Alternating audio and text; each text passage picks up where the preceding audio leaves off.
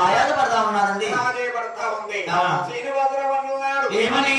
లక్ష్మీదేవి చంకు నీకేనా వరమిచ్చేది కోరుకోమన్నాడు. ఆనాడు మహాత్మ లక్ష్మీదేవి అంటుంది ఏమని? ఏమండి రాధా ప్రాణేశ్వర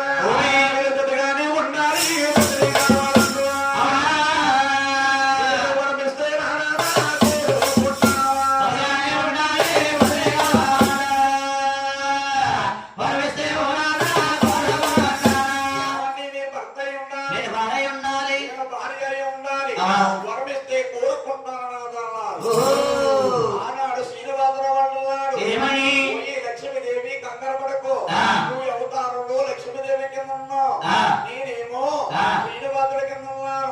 ఈ అవతారం సాగించి గర్భాన 6 తర్వాత 7వ పుడతాను. నా పేరు వెంకటేశ్వర స్వామి నామకరణ చేస్తారు. నువ్వు అవతారంలో లక్ష్మీదేవి కింద ఉన్నావు.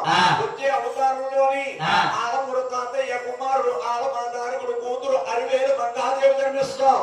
నువ్వు నేను మేనమామ బిడ్డలవుతావు. నిన్ను నాకు ఇచ్చి కళ్యాణం చేస్తారు. నేను కళ్యాణం అంటే ఆడతాను కానీ నువ్వు అమ్మాయి అరివే పాకు లేదు, కాపురం లేదని ముప్పు తుప్పలు పెట్టి 3 చెరువులు లాగెత్తాను.